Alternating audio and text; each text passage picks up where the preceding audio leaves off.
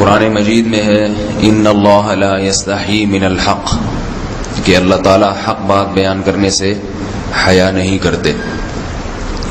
حدیث میں بھی بعض ایسے مسائل کو اللہ کے رسول نے بیان کیا ہے صلی اللہ علیہ وسلم نے جو بظاہر حیا کے خلاف ہیں، مگر اس لیے بیان کیا کہ اگر آپ صلی اللہ علیہ وسلم بیان نہ کرتے تو لوگ ان بے شرمی کے کاموں میں مبتلا ہو جاتے۔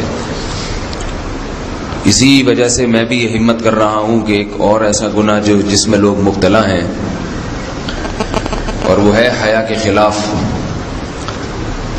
مگر ہے بہرحال شریعت کا مسئلہ اور لوگ اس میں گناہ میں مبتلا بھی ہیں، اس لیے بتانا ضروری ہے۔ وہ یہ ہے کہ لوگ شادی کے بعد بھی، آج کی نوجوان نسل زوجہ سے، بیوی سے غیر فطری طریقے سے ہم بستری کرتے ہیں۔ انٹرنیٹ پہ بیہودہ فلمیں دیکھتے ہیں تو جو چیز انگریزوں کی دیکھ رہے ہیں کہ ان کے کلچر آہستہ آہستہ میڈیا کے ذریعے ہمارے معاشرے میں بھی آ رہا ہے۔ اللہ کے رسول صلی اللہ علیہ وسلم نے لعنت فرمائی ہے، ایک روایت میں ہے کہ اللہ اس کی طرف دیکھے گا نہیں کہ جو اپنی زوجہ سے پچھلے راستے سے ہم بستری کرے گا۔ یہ بیماری بھی، یہ گندگی بھی لوگوں میں پھیلتی جا رہی ہے، خاص طور پہ جن کو لڑکوں سے بدفعلی کی عادت پڑ جائے تو وہ زوجہ سے فطری راستے سے ہم بستری نہیں کرتے۔ اللہ نے فرمایا کہ نساؤکم حرث لکم، یہ تمہاری زوجات ہیں، بیویاں ہیں، یہ نسل بڑھانے کے لیے ہیں۔ تو اسی راستے میں انسان اپنی خواہش کو پوری کر سکتا ہے جس راستے سے نسل بڑھتی ہے، اس کے علاوہ کسی اور راستے سے اپنی خواہش کو پورا کرنا یہ حرام ہے، گناہ کبیرہ ہے، گندگی ہے۔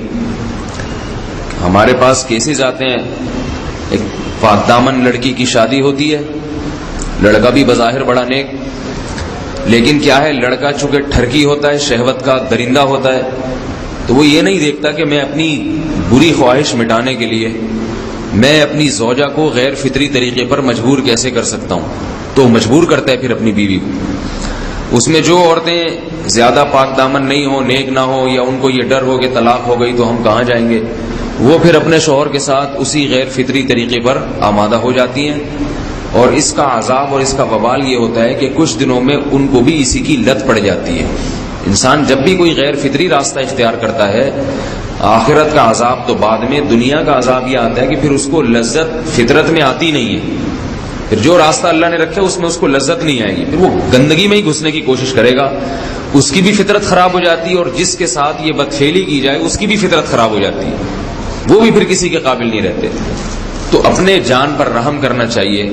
ہم انسان ہیں، ہم درندے نہیں ہیں، ہم گھوڑے نہیں ہیں، ہم گدھے نہیں ہیں، ہم جانور نہیں ہیں، ہم انگریز نہیں ہیں۔ انگریز نے تو حیا اور شرم کی تمام حدود کو توڑ دیا ہے، وہ تو درندے بن چکے ہیں۔ ہم تو درندے نہیں ہیں، ہم تو حلال کھاتے ہیں، پاک صاف رہنے کی کوشش کرتے ہیں، تو ہم ان کی جو کلچر دیکھ دیکھ کے ہم ویسے درندے بننے کی کوشش کیوں کریں؟ تو یہ بہت بڑا وبال ہے، بہت بڑی برائی ہے جو ہمارے معاشرے میں آہستہ آہستہ جڑ پکڑتی جا رہی ہے، اور اس سے بیماریاں بھی پھیلتی ہیں۔ غیر فطری طریقہ ہے، بیماریاں بھی پھیلتی ہیں۔ ایسے کیسز آتے ہیں کہ جناب مرد مجبور کر رہا ہے بیوی کو، اور وہ بیوی جو ہے ساتھ نہیں دیتی تو پھر اس کو طلاق کی دھمکیاں دیتے ہیں۔ ایسے کیسز بھی آتے ہیں، اور یہ بھی آتا ہے کہ مرد جب اپنی بیوی کو غیر فطری طریقے پر مجبور کرتا ہے، بیوی آمادہ نہیں ہوتی، تو مرد پھر یہ دھمکی دیتا ہے کہ بھائی میری خواہش تو تم سے پوری ہوتی نہیں ہے، پھر میں دوسروں کے پاس جاؤں گا۔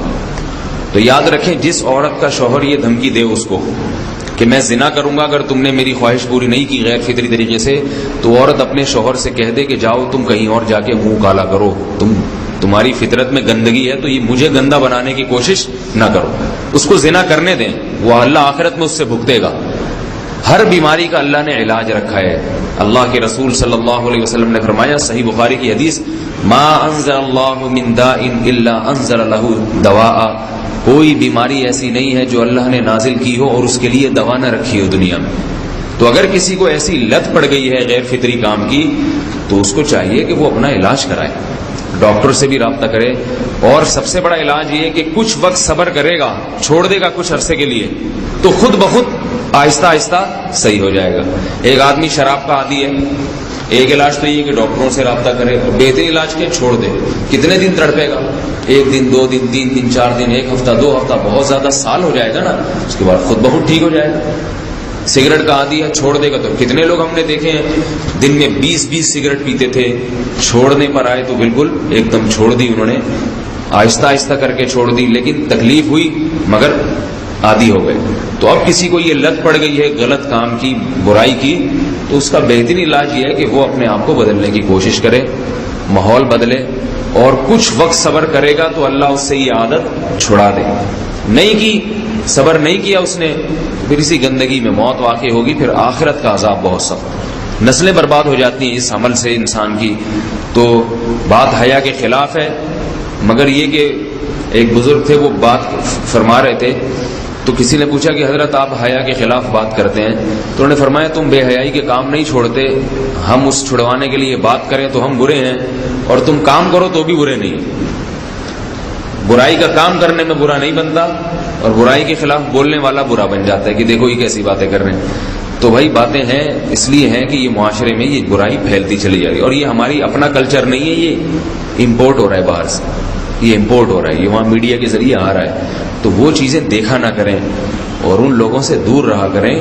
ہمیں تو دین کا داعی ہو کے ان کو ہدایت پر لانا تھا, بجائے ہم ہدایت پہ چل کے دوسروں کو چلانے والے بن کے ان کے راستے پہ ہم نے چلنا شروع کر دیا.